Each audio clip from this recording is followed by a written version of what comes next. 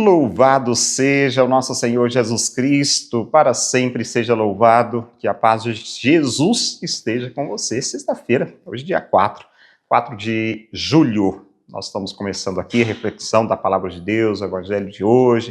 Bom, que Deus te abençoe, tá? Que você tenha uma excelente sexta-feira. Nós vamos ouvir a Palavra de Deus, né, para depois colocá-la em prática também. Então o Evangelho de hoje se encontra em Mateus, no capítulo 9, versículos também 9 a 13. Naquele tempo, Jesus viu um homem chamado Mateus sentado na coletoria de impostos e disse-lhe: "Segue-me." Ele se levantou e seguiu a Jesus. Enquanto Jesus estava à mesa em casa de Mateus, vieram muitos cobradores de impostos e pecadores e sentaram-se à mesa com Jesus e seus discípulos. Alguns fariseus viram isso e perguntaram aos discípulos: "Por que vosso mestre come com os cobradores de impostos e pecadores?" Jesus ouviu a pergunta e respondeu: "Aqueles que têm saúde não precisam de médico, mas sim os doentes. Aprendei, pois, o que significa: quero misericórdia e não sacrifício. De fato, eu não vim para chamar os justos, mas os pecadores." Palavra da salvação. Glória a vós, Senhor. Bem, esse texto do Evangelho de hoje, que acabamos de ouvir, ele pode ser dividido em duas partes, né? A vocação de Mateus e o banquete com os pecadores. E a primeira parte, que é essa vocação, esse chamado de Mateus, é repleta de simbolismos e também significados. Mateus, ele era considerado um pecador público, pois é um cobrador de impostos. Ninguém gostava. Aquele cobrador de impostos que tinha ali a sua banquinha para cobrar impostos e que, além de cobrar aquilo que seria justo, ele cobra mais. Como assim? Além de ser justo? Sim. Tinha parte que era estabelecida pelo governo da época e o cobrador de impostos ele poderia também colocar uma taxa a mais para que aquilo servisse para ele, né? Ou seja, ele utilizava, então ele que colocava o preço, o valor, né, naquilo que a pessoa iria pagar como imposto. Era odiado por todo mundo, né? Alguém que agia dessa forma, alguém que fazia dessa forma, ninguém gostava porque cobrava certamente um imposto muito alto, muito exagerado. Ele contribui para a manutenção, é claro, da injustiça e também da exploração social. Jesus o vê em seu posto de trabalho, diz o Evangelho. E na percepção de seus pecados e limites, mas também Jesus é consciente das possibilidades que se abrem pela generosidade do seu coração.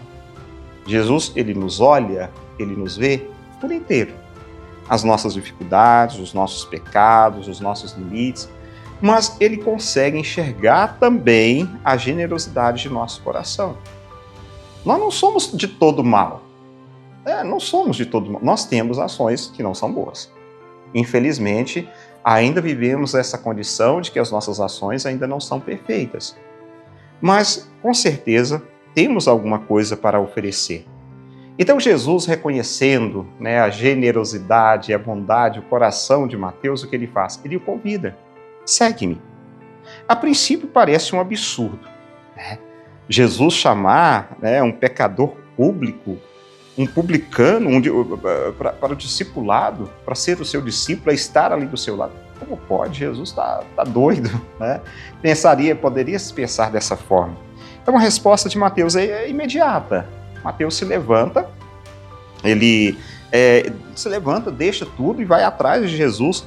Diz assim, imediatamente seguiu Jesus. Não falou, espera Jesus, que eu vou fazer isso, que eu vou fazer aquilo, deixa eu entregar isso para lá. Não, já larga tudo, já deixa tudo para seguir Jesus.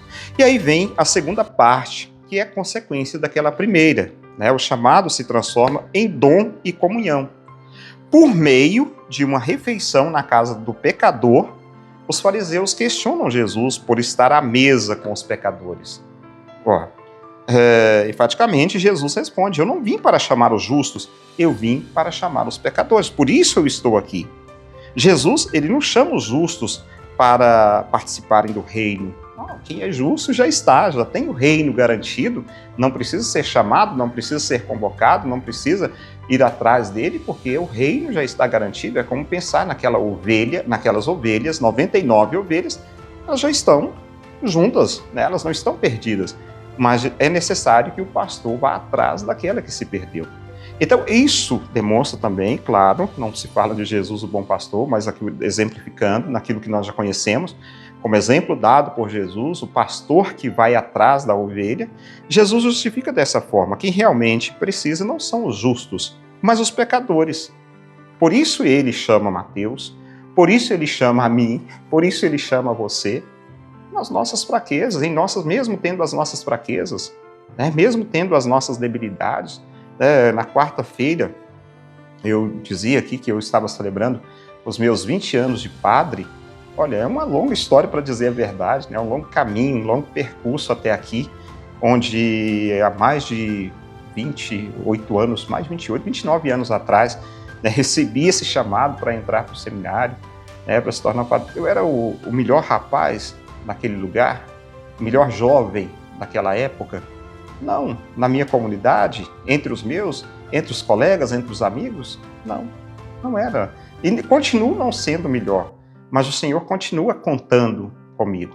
Ele continua contando comigo. Então, da mesma forma, Mateus, certeza, não era o melhor daquele lugar, né? Não era o mais perfeito, mas era aquele que Jesus, isso posso contar com ele. Então, é assim, é essa dinâmica do chamado.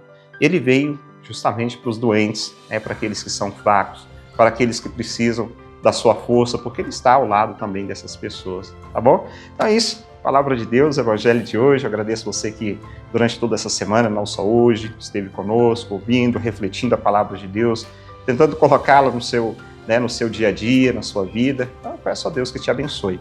Em nome do Pai, do Filho e do Espírito Santo. Amém. Um abraço para você, fica com Deus e até segunda-feira, se Deus quiser.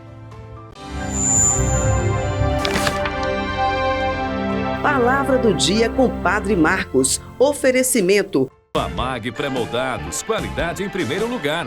Rua da Contagem, bairro Paracatuzinho, fone 38-3671-1032. A Retífica Paracatu atua na venda de peças para motores a combustão, serviço de usinagem de bloco, virabrequim, comando, bielas, cabeçote com testes de trincas Magna Flux e teste durezas de virabrequim e comando de válvula. Fazemos a retirada e instalação do motor diesel em veículos, máquinas agrícolas e estacionários. Retífica Paracatu, no bairro Nossa Senhora Aparecida.